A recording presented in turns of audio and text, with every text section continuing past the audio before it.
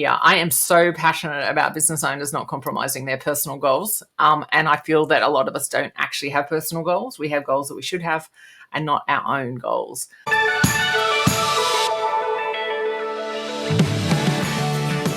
Hello, and you're with Evelyn Clark on the 6-Star Business Podcast, where we have conversations about what it takes to be 6-star as a 6-star leader in a 6-star business in a 6-star world. And in this episode, I sat down with my co-host Stephen Sandor, and we talked with Samantha Dean. What an amazing woman Samantha is. She has a few decades of experience in business and entrepreneurship. She comes to this conversation sharing with us how she delivers that vulnerability and authenticity and her wisdom and experience, and helps professional services organizations get out of their own way, get out of that ego left brain, just the process aspect of their businesses to help them become more human. And she really has a lot to give, and a lot we can all learn from her. I learned a lot from this conversation. I know Stephen was really moved by this, and it was just a joyful conversation with a lot of richness and a lot of content. And I was really grateful to have her on the podcast. She runs her own podcast. She's done for a number of years. And I know it's been a long time since she sat down on the other side of the mic, and it was a lot of fun. So sit back and enjoy this podcast with Samantha Dean. It's always good to start the afternoon with some bubbles, even if they are clear, right? Yeah, very clear. No. Well, welcome. It is so good to be here for another episode of the 6-Star Business Podcast. I'm your host, Evelyn Clark, and I'm here with my co-host, Steve Sandor, today. How are you, Steve? Very well, thanks, Evelyn. Good to catch up with you, and really looking forward to the conversation with Sam. Absolutely, me too. This one took a little while to have her on the show, and here she is finally. Without further ado, we have the wonderful Samantha Dean. How are you? I am fantastic. Thank you so much. It's so cool to be here with Stephen and yourself.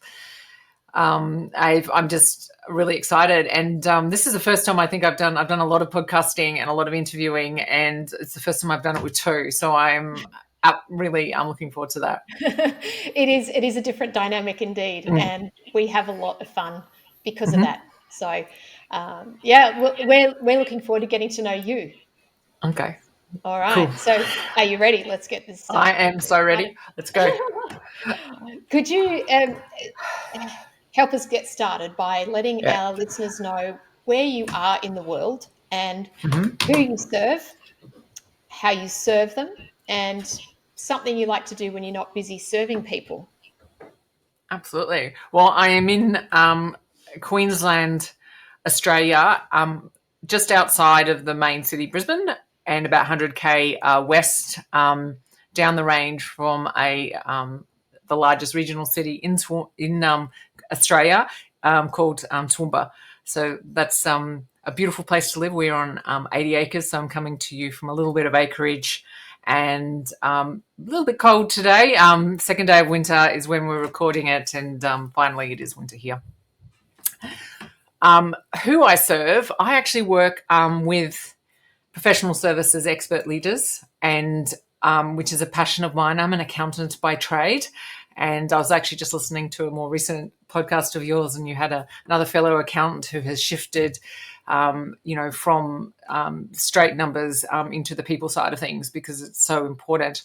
But I actually work with accountants, lawyers, any type of expert that has a very high technical skill, very much the old style alpha dollar traditional models, or professional services, shifting them around what I call the expert deficit, which is we've spent so much time on our technical abilities and very little time on both our business abilities, but our conversation, relational skills, and everything that's really important, and also our agility to kind of deal with some of the stuff that's going on now. So we work with those guys primarily. We're all about doubling income without burnout. Yeah, so that's what I do, and that question all in one. I think I nailed that. What I like to do when I'm not doing this, when I'm not passionately talking about this to people or actually working with clients, is I'm a competitive dressage rider. So that's horses, and which is why I'm on acreage.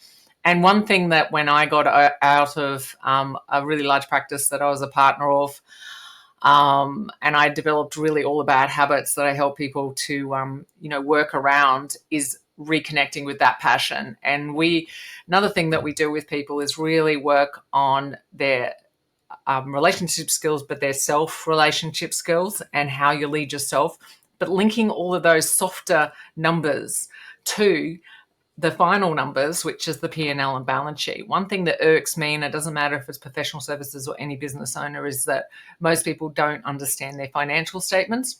But more importantly, not only do they not understand the statements themselves, but the link to what drives them.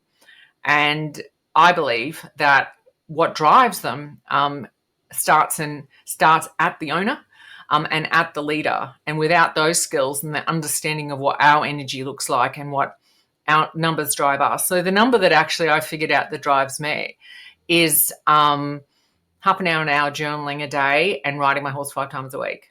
Every time I do that and do that sort of stuff, my business increases, and everything around me kind of gets it right. So we connect what drives people all the way through to their financial statements as well.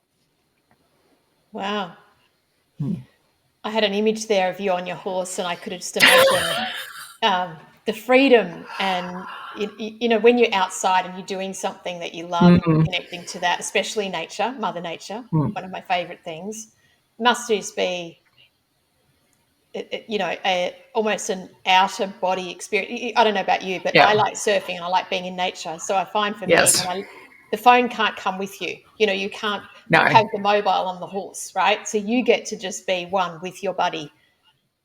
Yeah, and what's really interesting, and surfing's probably, ironically, I decided a few years ago that my husband, I bought this surfboard of someone, and he said basically you'd never surf. And at that stage, I was burnt out, and I was carrying a significant amount of more weight, and I had more body issues than I have now. And I took that challenge on, and yes, it took a while. I had to work with a PT for a very long time just to stand up on a still board on the sand, let alone on the.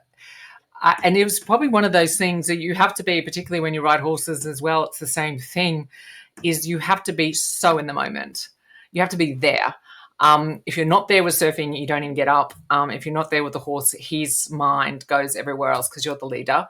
So ironically, I think surfing is probably the most complete sport that I've done. Mind you, I haven't done it a lot since. It's difficult for me to do, but I can really understand why people love doing it. Yeah, absolutely right. That's hands down agree with that. Yeah, It is in the moment, and it's a complete shift of energy to the day-to-day.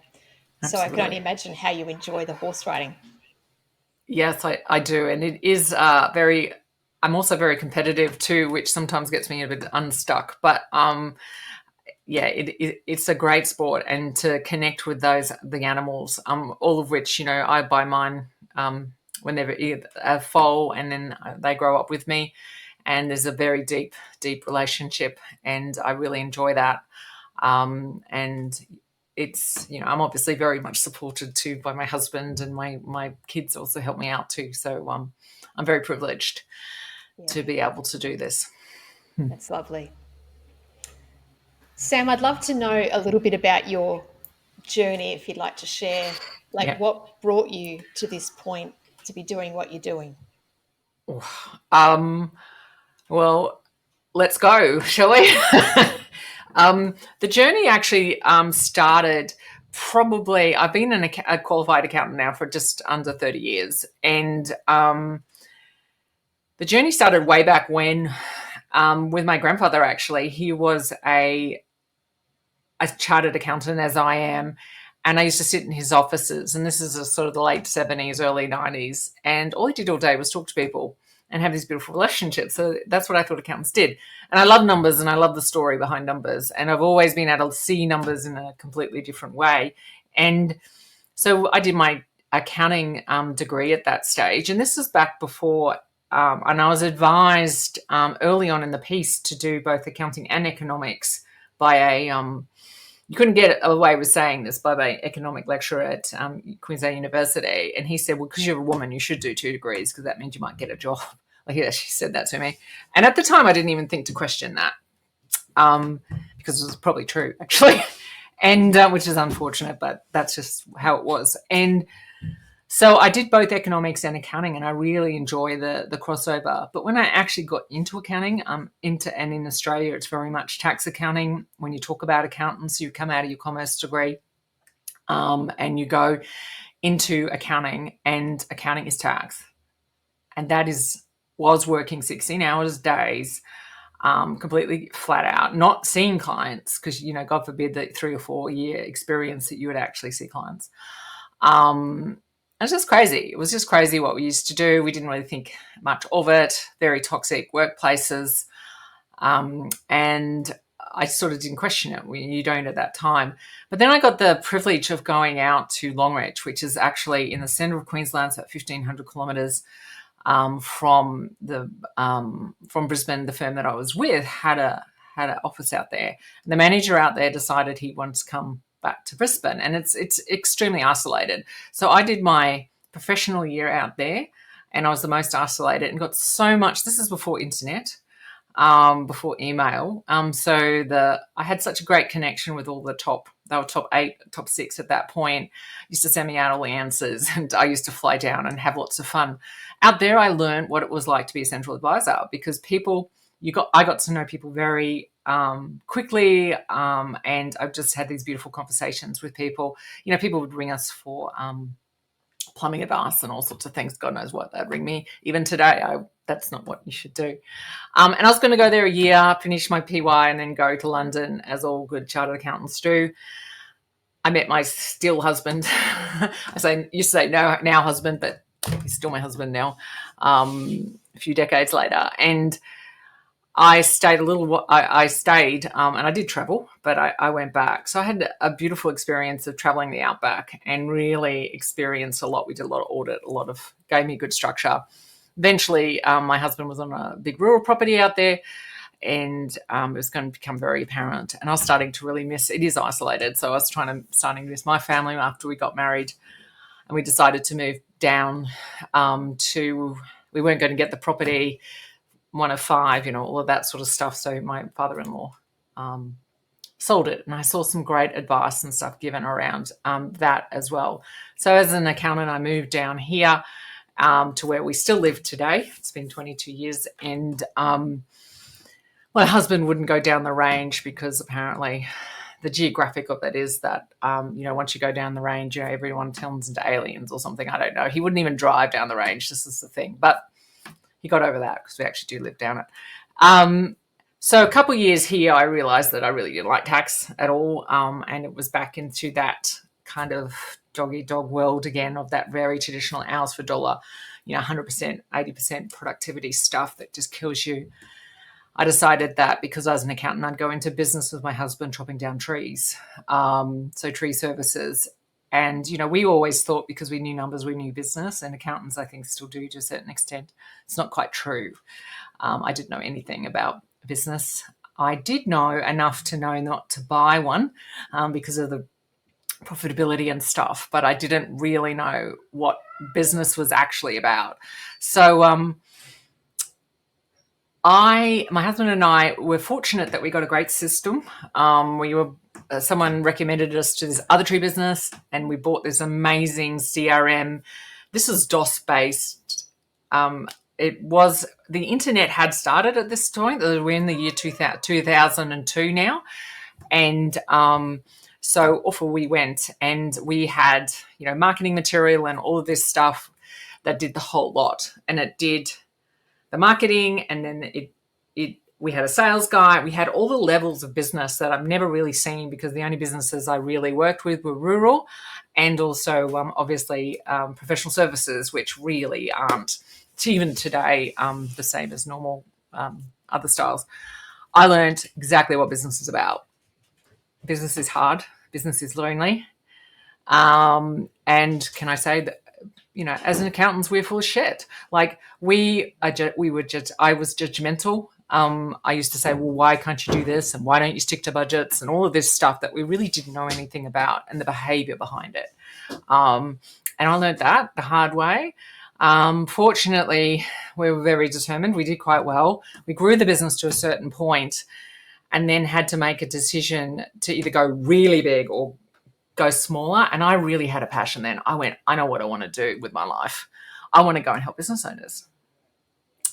Because it's lonely out here and I really, really not into trees, like really not into them. So I thought, as a lot of people who approach the accounting industry, thought I'll go and find a firm, a partnership that will help me grow this business advisory thing that they were starting to talk about. And I had a real passion for that. And then I hit wall after wall. I ended up buying into a really big firm, paying significant money into it. They loved the idea, but didn't love the change that is involved. And that was when I really learned the difference between an accounting model.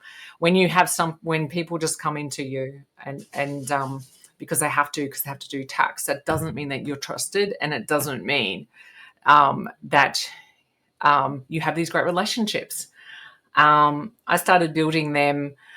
I didn't have the clarity that I have now, and there were definitely mistakes made, but we were being advised by software companies and stuff, and I worked really hard at it. I learned how to build a product. I learned how to sell. Like, no one tells you that. No, if you want to do something in a business, you have to learn the front end stuff. And when you don't have the front end stuff at all, and for a long time I didn't, and I did have it in the tree business, but somehow when I got back into the accounting industry, accounting businesses, that kind of went. But what I learned over those 5 or 6 years is that you can't change people. They have to want to change. If you're comfortable and you haven't struggled, change is hard as well. And if you're in the wrong place, no matter what you do, you will burn out. And I burn out, and I burn out bad. And fortunately, there was nothing wrong with the firm I was in. They were nice enough people and all of that sort of stuff. But I had to quit eventually for health reasons, but I still had this passion. And after a while, once I got the business stuff out, I was still working with business clients a lot, having a lot of success. But my success didn't equate to what an accounting firm would say success. They sit on, millions of dollars of fees that they don't get in and out. And I had to sell and get mine, dollar for dollar all the time, which is very normal for most businesses. Came out of there completely burnt out, not realizing I was burnt out, didn't even know what that word meant, didn't know anything about self-leadership, anything like that. Thought if I changed the place, everything else would change. Of course, it didn't. Went on a very big personal journey, realized that accountants need just as much help in business as anyone else, and have been developing my products since, particularly around that link on the hard and the soft. So the hard business skills of financial statements, compliance, all of that sort of stuff is very important. It is just as important as growth and marketing and everything. They're all just as important as another. I find that most business owners go in really well on the front end, but then kind of lose it at the back end, or the other way around. They don't work it all together. I'm trying to teach people how to do that because I've got the unique ability to actually do both. I'm not everything to everybody. We're not everything to everybody. No one should think that they are. But I do know how to put the soft internal skills in and still make your balance sheet and profit and loss grow. So that's what we do. That was very short, wasn't it? There's a few things missed, but that was how I got to be here. I am so passionate about business owners not compromising their personal goals, and I feel that a lot of us don't actually have personal goals. We have goals that we should have and not our own goals. Like if you'd told me 5 or 6 years ago that I'd have a podcast that's now over 100 and that I'd actually talk on that podcast about my dressage writing, and that I would actually have an interview with business people about my dressage writing, most people didn't know I did it. Or, my kids, or, my struggles, my depression, any of that stuff. We got to realize we cannot disconnect ourselves. They're business, and there is no separate business person and people. We're all one. As you guys, in Six Star talk about love, purpose, and impact's one thing. It's one person. So I've got to stop doing that. Sorry. I'm really interested in your view about the catalysts that causes people to actually seek help. When a business is running really well, it's almost like the business owner is that frog in the pot. They don't know what they don't know because they haven't jumped out of the pot. So why is it, in your experience, why is it that business owners, it's almost like they have to have that, that come to Jesus moment or that catastrophe, or, they get to that burnout and they then have to reach out and for support, as opposed to seeing the brick wall in front of them and, getting ready for that brick wall. Why does that happen? There's two issues there. First of all, we're all human, and I think sometimes humans do take, like I used to say, life's too short to. There was a saying that life's too short to learn from your own mistakes, learn from other people's. I think that that's not true. I think that it's true. It would be nice, but I feel that sometimes pain and struggle is needed for the human condition. I wish I could get over that myself, but I think that that's right. I think the other thing is lack of education. I think that people don't know they're hitting the wall, and I don't think some people have advisors around them that are telling them that.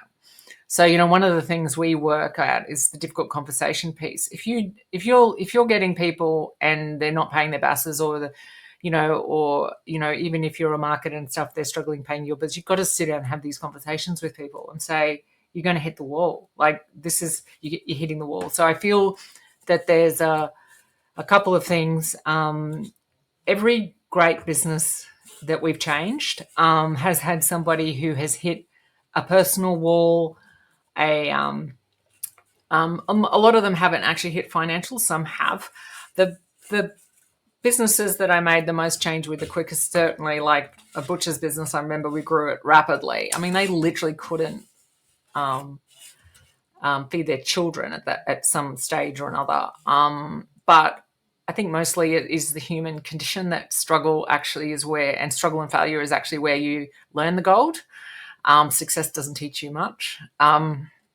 It's great, but it doesn't actually teach you. And I think the other thing is, particularly in the business world, I don't think many people are trained on how to have difficult conversations and get their point across in a kind way. It's either comes across as you're telling them and they're not going to listen anyhow, and it comes across as, or it just doesn't. It's just like, oh, they should know that they're the business owner. They should know their numbers. Well, why would they know their numbers? This sort of stuff. So, yeah, I think it's twofold. And I think that's one of the reasons. Some people, particularly if they're, like for me, I'm very financially and very reactively trained, but I'm a proactive person. So I'm lucky that I have that combination, where some business owners are reactively trained. So it's always going to be too late. Where some are too proactively, and they're marketing and they're selling and they're not looking at what's happening down the bottom. So it's very important to combine. And I think I heard it on I've heard it on a couple of podcasts, and certainly one that I listened to from you guys a couple of weeks ago was that you have to surround yourself with the right people, and you have to have different styles of people, not just one, but I believe you also have to have that central advisor and make sure they give you feedback. Yeah, that's where I think it is. I've not met one person who's had success that hasn't had some major incident of struggle. It's such a fascinating point to make, especially coming from someone, well, you've obviously had your own journey, but what fascinates me, Sam, is that, like you said, you're an accountant. And then I think about my experience with my accountants, and I have to be careful what I say here because I'm actually thinking of sending this podcast to my accountant to listen to. Hello. Most accountants that I've experienced don't have the human side. No, because they're not taught. They're not learned. Taught. Yeah. And I love what you said earlier about, you can't separate out the personal from business because we are humans in business. Business is one of the most personal things that you'll get. It's like writing a book or anything. People are particularly experts. They're putting what they've worked amazingly at on the line. Absolutely on the line. And yeah, I mean, from an accountant's point of view, I'll defend some tax accountants here. Is they are burdened a lot with the legislation, and they are reactively trained. They have to actually be reactive to things happening, but they don't have to be reactive anymore. It's changed. There's technology who can get your accounts done immediately, all of this sort of stuff. And we are not trained how to organize ourselves, how to say no, we think we have to serve everybody all the time, all of those things that makes our days completely and utterly out of control. So then of course you have to be reactive because you're fighting fires the whole time. It's those skills that need to be taught, and they can only be taught over time, and they're not immediate. And I think too, technicians, particularly tax accountants, are used to going and learning things like once a year or something, whereas this is stuff that you have to learn every day, all day, for the rest of your natural life. So it's or maybe even into the rest of your life too, if you believe in that. But yeah, so accountants, now they're tax accountants, all the other accountants, like such as myself, I haven't done tax for about 15 years, but also tax is so important. People out there, pay tax. Because if you're not paying tax, you're not making any money. Like, it is such an important part. Should be at least 27% of your income. Think about that for a minute. You do need great advisors. You do need proactive advisors. You should be having people who not are tax planning now for the end of this year, tax planning for the end of next year. So proactivity all the time is what you're looking for any advisors, including tax.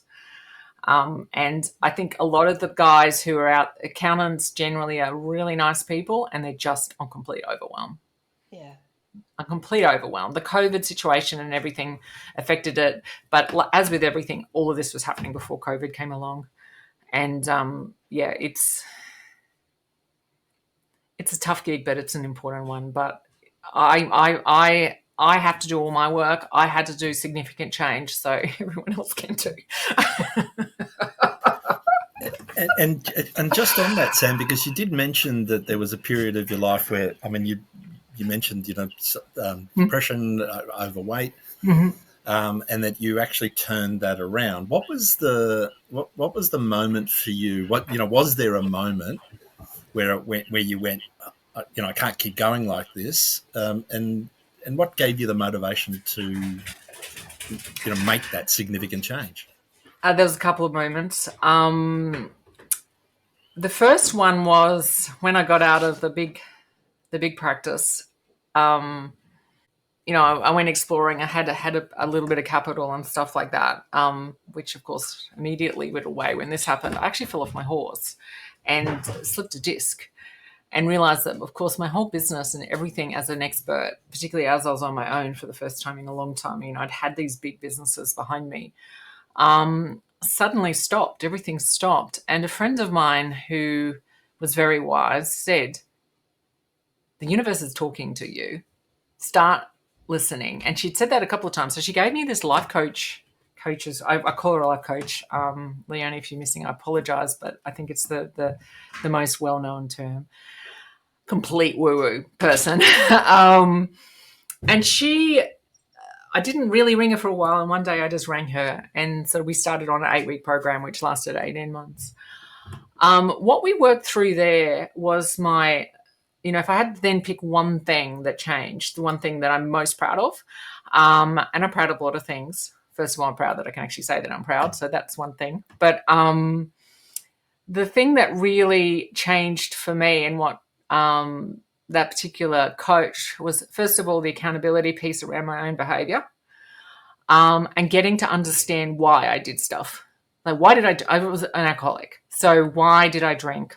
What was I doing? There were, there's culture issues, there's collective issues, there's generational issues, there's the whole numbing thing.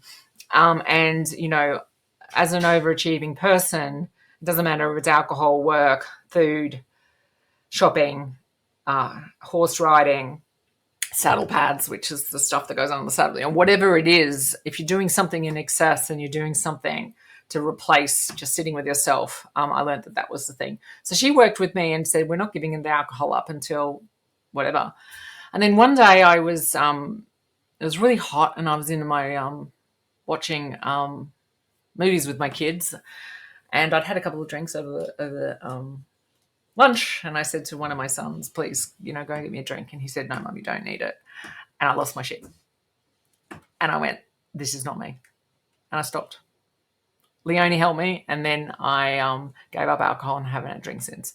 So I think that it was a journey. It wasn't one moment. There was a catalyst that I can say I made the decision then, but I had the tools to make that decision. I'd had the work to make that decision. And doing something like that was really hard, but really easy too, because I'd done the work. So yeah, that was probably the first thing. And then after that, I had great people around me. I have great support. My doctors, my people I put around me, anyone who really helps me, I'm with for long periods of time. And I'm a person that doesn't really, if you're a tosser and you come into my thing, you're out. Like, that's one thing I did learn. I learned that with my friends and my support crews, but I didn't learn that with business owners because I did make a mistake once more. But I sort of skipped over that one. But yeah, so yeah, it was really that I woke up one day and said, "This is not who you are," and I knew that the poisonous of alcohol and stuff was that, and it was a hard. I didn't actually even start calling myself an alcoholic till about 2 years after that, and then it was really interesting to see what the responses to are. I mean, if you can drink alcohol, go for it, do it. I can't, so I don't. It doesn't have a good relationship with me.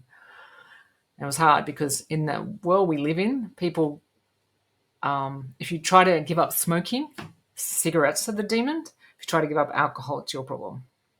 It's the individual. And food, I thank God I don't have a problem with food, because that would be even harder, I would think. So unfortunately, sorry people, that was one of the big things that changed. But as I said, it was the going, I need to help myself. I can't lead others. I can't do anything. I mean, I know this now, but we are the center of our own world with it. I heard this the other day, and I'll have to find out, and I'll get it for you who said this, but the only person you live with all your life is yourself. So you want to like yourself, you want to look after them. Look after yourself, because no one else is going to do it. Yeah. Yeah, I like that. Yeah. Yeah. And it's a really hard call, particularly for women.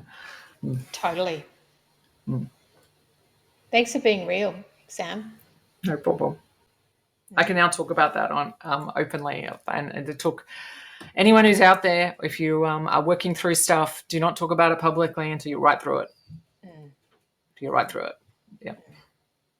You can't help anybody until you're really, really comfortable with it. 5-6 years. So yeah, it's not something that happens overnight.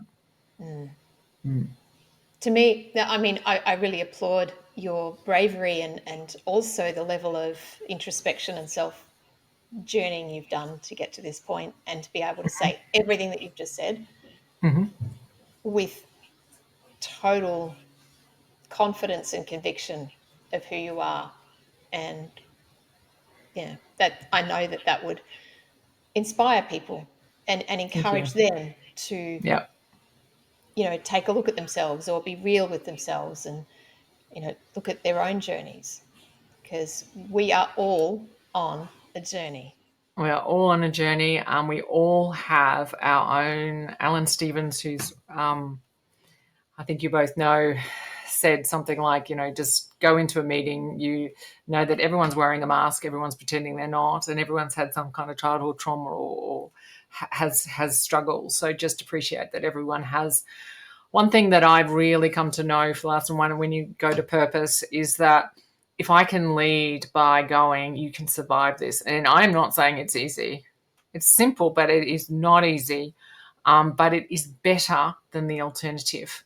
And the alternative is you go through discomfort and you go through this stuff. The the alternative is literally either metaphorically or physically dying. So you might as well do the work. The hardest work you do is the internal work. And it is the most satisfying at the end of the day, because everything else becomes easier. It's just easier. And I wish it wasn't, but it doesn't stop. You said it before, you peel onions, and ironically, that's one of the Leonie, my life coach, used to say, we're just peeling off onions. And I said, surely my onion is peeled. But what I think, it just gets bigger. I don't know. And the self-reflection and the ability to go, why am I behaving this way to this person? So even if someone's being a complete narcissist ass, you're responding to it in some way. So it's really hard. And don't get me wrong, I still have my moments when I have my tantrums and my bitch and don't listen and throw my toys in the corner, for sure. But I do that in the appropriate places these days, mostly. Not all, but mostly. I still make very big mistakes. But you got to learn from your mistakes.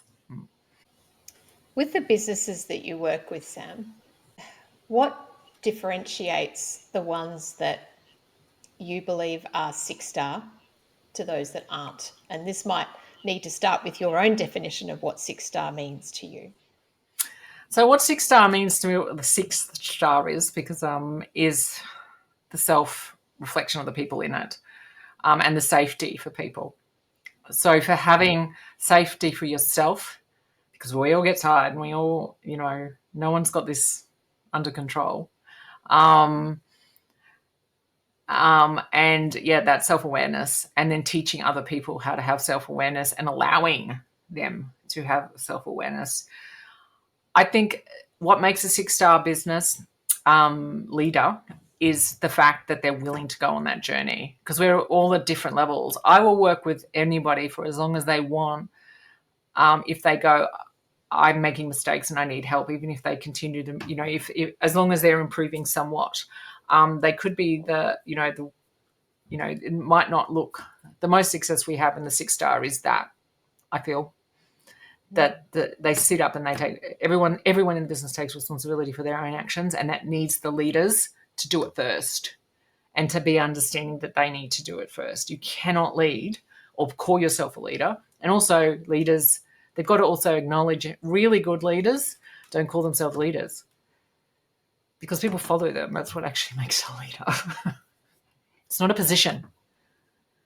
It's something that's earned. So yeah. So that people who can lead themselves, and then teach others how to do it within their business, because then they will lead the teams and they will lead your business, because a business is everybody. It's not just you.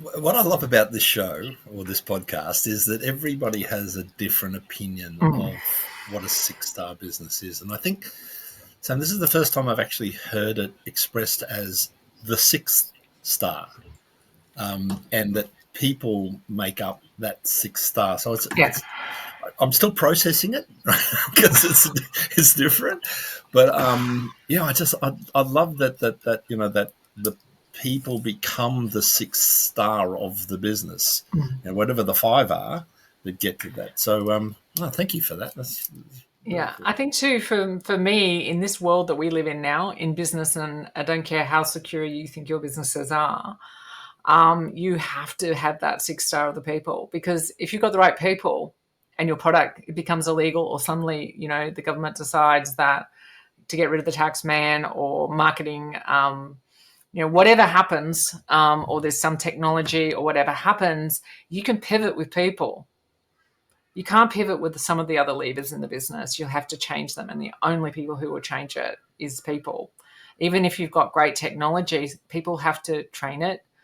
They have to adapt to it. They have to communicate it and all of that. I don't care who you are. People want to connect with people. One of our things is to have the best technology available to make you as efficient as possible. But it's all about, to me, business is people. We are people. Why bother otherwise? And so where does purpose fit into 6-star for you, or does it? Oh, I think definitely purpose, because I think purpose And what I think about purpose is, why get out of bed in the morning and what is it? It doesn't even have to be, I think everyone wants to make impact, but it doesn't have to be worldwide impact. It could be, I want to make business in my impact in my community. I want to get up and make sure that everyone in my community, for me, business is a community, have a great day, and that sort of stuff. I think that you have to remove yourself from yourself, because our internal dialogue and everything is way too self-centered. So you do have to have that purpose. And as I said, who I want to be and why I'm doing something. And I am doing something so people don't have to go on the bigger journey that I did. That I can shortcut the expert mindset, because a whole lot of people are going to be given up on if somebody doesn't do it, and I can actually demonstrate it. So that's my purpose, particularly the 45 to 55-year-olds, is that there's a whole lot of people out there who have such really good experiences, and no one's teaching them how to change the conversations and stuff like that, because everyone's saying they're relevant. So that's very important for me sometimes, because sometimes it's very hard to get out of bed in the morning sometimes. As I said before, everybody suffers from it, and I have the absolute joy of being 51, which I love. So I was so excited to turn 50. Was not so excited to turn 40, but 40 was such a great decade for me in the second half. But I had the joy of talking about menopause and all of that sort of beautiful stuff that no one talks about either. And some days it's extraordinarily challenging. And if you didn't have purpose, why would you? Why would you? And some people's purpose is, and being honest about your purpose. If your purpose is to make a lot of money, so be it. Be very brave about it and tell everybody, so you'll attract the people who have the same purpose. Don't fake your purpose, because your marketing people say, or whoever says, oh, you have to have social impact or whatever that is. Be very authentic in it, because you'll come unstuck. Yeah, totally agree. Authenticity is key. Otherwise, the purpose is not even a purpose. It's just bunch of words on a wall. Yeah, that's it. That don't stick. I was having a conversation with someone today, and we were talking about when you ask somebody how you're feeling or how you're going today, and everybody says, "Oh, really good," What happens when you say, "I'm having a shit day"? You hear the reversing lights come up.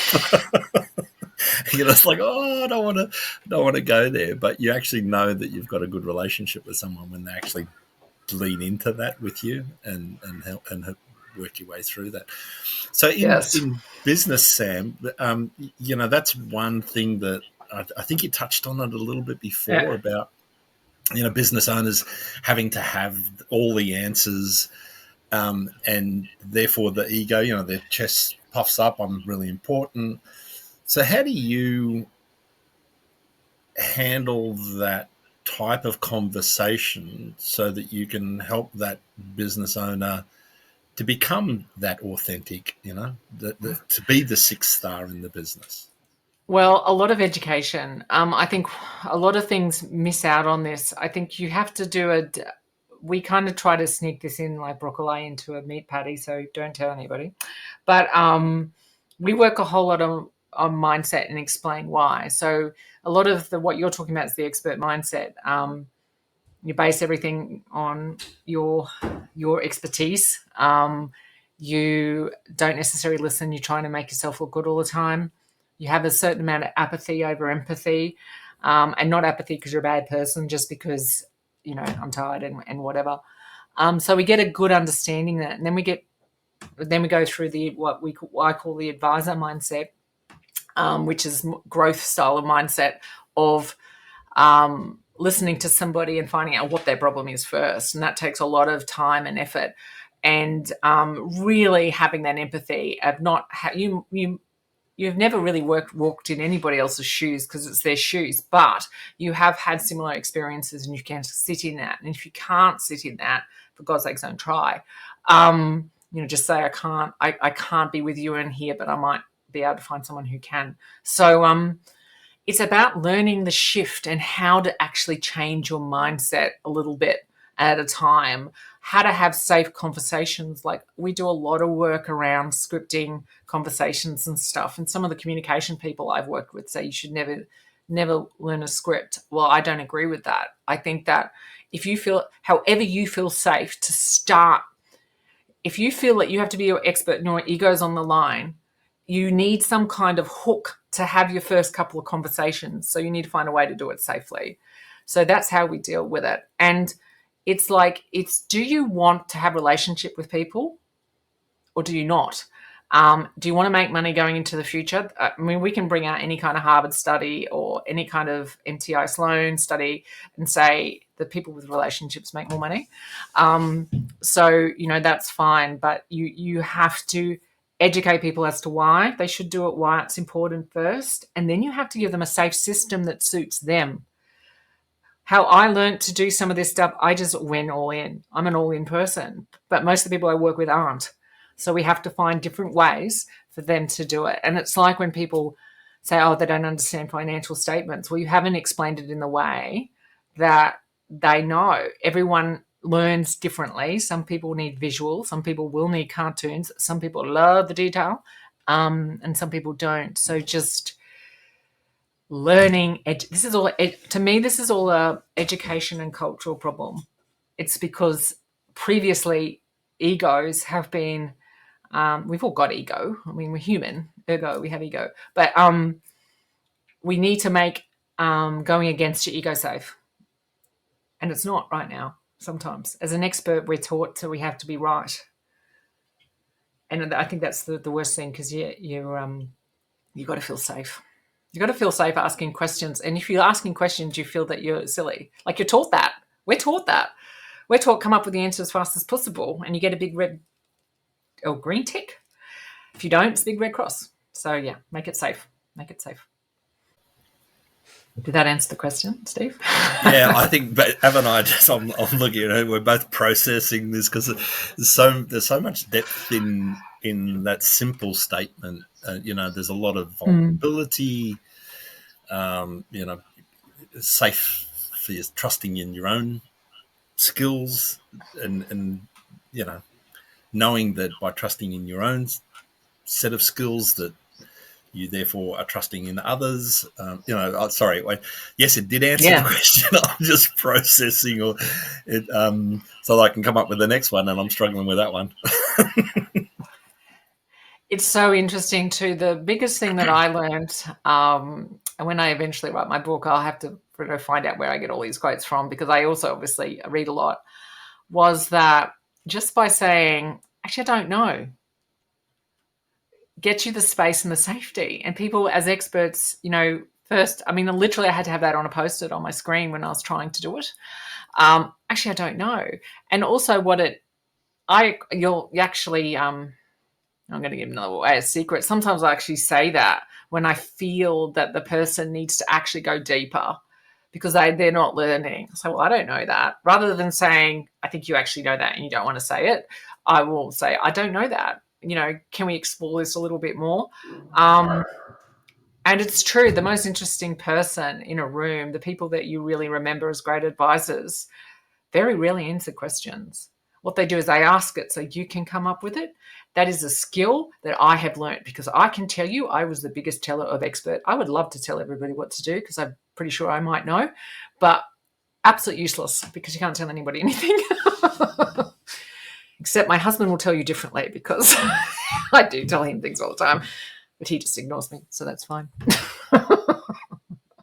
But yes, you actually have to learn these skills. And people say, oh, I can't be like that. And you can. These are all learnt skills. Curiosity is learnt. Vulnerability is learnt. We used to have it all the time. We unlearnt it. We can learn it again. It'll be different from what I do. It'll be different from what Evelyn does. It'll be different on how you do it. You've got to find your way. It does take courage. It does take courage. And courage isn't bringing out a big sword. Sometimes courage is saying, I don't know. Because people want to help you anyhow. And it creates time. I don't know, but I might know someone who does. Collective. I don't know, but I'll get back to you. It's complicated. Oh, what you're saying is valuable. It takes time, rather than as experts, we tend to just give away stuff for free all the time. So those techniques work for a lot of different reasons. But yeah, people just, we've been taught instant answers all the time. It's dangerous. In the expert fields, it's very dangerous because we give too much information away and people only take in one thing. We think they've told them, they can't absorb it. So yeah, there's a whole, we could have podcast after podcast just on that topic. And it's called the 6-Star Podcast. Yeah, it's a really interesting position. As you know, I spent 10 years in Papua New Guinea, and there if you give the answer to the problem, then it's your problem. Whereas if you coach the solution out of the individual, then they own it, right? And so it's that you're right, that skill of let's be like Papua New Guinea. It's my new saying. What was that?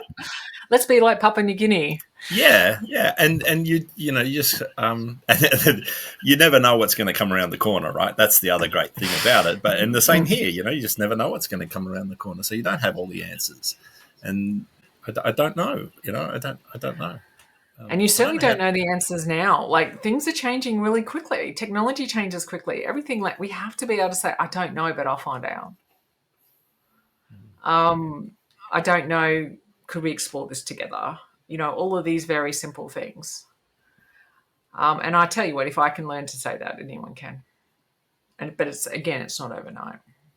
Most of our stuff is actually based in fear. So people don't fear saying things like that. Oh, yeah. As you were talking, Sam, I was just reflecting on moments in my journey. People I work with have been around, peers, colleagues, and I'm just like, oh, yeah, like, it's just, wow. And you're right. It is not easy to sit back and go, well, I don't know, or, I'll get back to you. So to put a pause. We don't need to jump in and try and have our egos be, the winner in the moment again. And I think for those of us who've, should I say, be conditioned to operate that way, whether it's because of our corporate journeys or our schooling system, unfortunately, that's the truth, and that's how we have been taught to respond. Yep. So I love your approach, and to me, it's very human, and it's so almost a dichotomy, or it sits on a different scale to where accountants sit, who can be binary and black and white and left brain thinkers. So you really are bringing a completely new paradigm to professional services.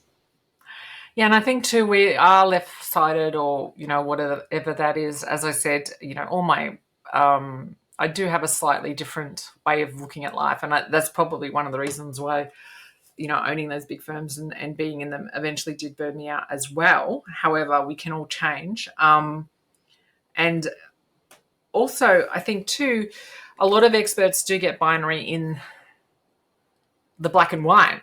But what we've got to understand is black and white at one moment is just a moment in time, and it tells a story.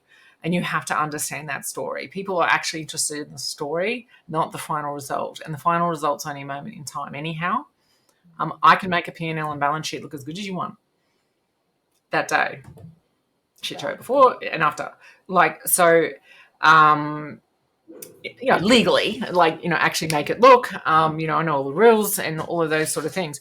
However, it's the story that your numbers tell you constantly that you have to do it. And the problem is we are conditioned to be right. And the accounting, the debit equal credit check is why we get so and I can tell you, back in the day when we used to do trial balances and stuff like that, like by hand, there was nothing more satisfying than balancing out. And it sucks that that's really not what life's about. But there is the satisfaction in that, if just for that moment to go, yes, tick. It's taken me a lot of time to realize that no one's ever right about anything. Like, even numbers can tell different stories to different people. I will look at a profit and loss and go, this is a shit show. A tax accountant will look at it and go, oh, this is good. It's still not black and white. So we are trained to do it, and most of 75% of people you find in those industries are that way inclined. And that's one of the problems with some professional services industries, is they're too many. The really good businesses have all styles of personality. Whether you look at disc profiling or the numbers or anything, you want a mix. You want diversity. You want diversity in not just the way people look, feel, and are, so sex or whatever. You want diversity in personality. You want diversity in critical thinking. You want creative. You want practical. You want logical. You want pragmatic. You want a mix of people. And if you've got a small business, find other people around you who can do that for you. The more you mix it up, the more diversity there is, the better. So yes, we do think differently there, but there are accountants out there who think exactly like I do. Unfortunately, a lot of people have left the industries and aren't doing it anymore. The people who I really think can change the industries, it's in droves. Like the Great Resignation hurts the expert businesses just as much as any other business right now. And I can tell you, I don't have the stats for this because they haven't been collected because it's too small. But the reason why there's a massive shortfall of accountants in particular is because of women. Women leave. We don't put up with it. I think the patriarch systems of the old style thing are actually killing more men than women. But I've left the industry 3 times. But I can tell you there were 7 people flagged at my big business coming through, all women, and only 2 of them are still even doing accounting. And only one of them is in practice, and she's in practice for herself. All left. Nothing to do with that firm. It's a normal stat. But we've got to let people come into any business that you have. You need to let different thinking people in. They'll drive you nuts. There's no question about it. That's okay. But the rules need to be clear on what you want. If you want success and you want to learn lots, you need different styles of people, because you don't learn off somebody who's the same as yourself. That's gold. Couldn't agree more. I love hearing that. Wow, what a let that sink in, Steve. Just floats in and processes. And this applies to everybody, but I'm just fascinated to hear the impact that you're talking about in accounting. I'm looking at the clock. This has gone so quickly. It has, actually. It has. It's gone so fast. Steve, have you got any comments or questions for Sam? I think I'm hoping that there's a movement afoot, and that movement is one where humanity is actually coming back. We've gone through an evolution of technology and greed, and the bottom line and the shareholder is has to be the beneficiary of everything that we do. And I think people like you, Evelyn, me, our purpose, the impact that we're trying to make, is to bring the human back into the equation, so that we can have a dialogue with each other and have those difficult conversations and support each other, rather than going to an app, right? And I think that this is the start. I'm hoping that this is the start of this next evolution or iteration of how we behave as business owners. And that's why I've attached myself to the 6-star bandwagon. Going in and throwing amazing community. Yeah, it is amazing. So yeah, that would be. Thank you, Sam, and for what you do. I really appreciate it. And it's obviously in the values that you hold are very much aligned with the values that we have. So thank you so much for bringing that to us. No problem. I mean, definitely all of the leading people, and I read, Harvard's Business Review and all of those sort of stuff, but Brené Brown, Simon Sinek, all of those people who are speaking about it are all telling us that we're moving into the heart-centered businesses. What we need is more people like ourselves telling people how you move into the heart-centered businesses, because at the end of the day, we all need to understand that money's not scarce. It's actually abundant. It's just like your energy. But without your energy and without the human element of it, it also stalls and is stale. So we need to combine everything that we're learning. And I think we're starting to see a shift. I think the theory's there. I think people are starting to talk some of it. The walking and how different people walk is still obviously the next process, as it was with the muscle age of the industrial and the brain age of the technology, so the experts and stuff like that. Now because the technology is taking that over, we're going into the heart centered because people have woken up and realized this is pointless. If I don't have relationships with people, absolutely pointless. So not everyone thinks that, but I'm only surrounding myself with people who do. Well, thank you, Sam, because it's clear that you are not only aligned with Six Star, but you're part of that movement that Steve's talking about, that we're talking about, that the thought leaders are talking about. And it's exciting that we're here at this point in time. Thank you so much. Yeah. In closing, have you got any final tidbits or a piece of advice or a nugget that you would like to leave our listeners with? Keep it really simple. This is overwhelming. Like, there's so much, and we have discussed a lot today. And I know in like podcasts, just take one thing away and try something small, but do it every day. So you might want to say, I'm going to be a little reflective in the morning. What do I want to achieve today? Something like that. Something that's easy and simple to do every day and doesn't take a lot of time. Because if you really, I have learned through reading and experimenting, and this is because I'm a very intense person, I have learned that it's actually consistency and persistence that wins the day, not intensity. And I think that's either James Clear or Greg McHugh, has said that, and was a big aha for me. So just do something, one thing at a time, to change your habits. They're decades in the making, and it does take a while. But pick one thing, just one thing. Every time you listen to something or learn something, try to simply just put it into your everyday, and then you'll throw some stuff out and you'll keep some stuff in. And some things you'll wake up, like I do with journaling. If you told me years ago journaling, now I don't even know I do it. It's just a habit, but I did it really small, like literally open up my journal. That's all my goal was for the day. Close it again, and go like that. Keep it small, keep it simple. We are undoing a whole lot of stuff, and just be kind to yourself. Just be kind. Try to talk to yourself like you would talk to other people. That's super hard. I haven't got that one under control, but I am working on it. Self-love is key.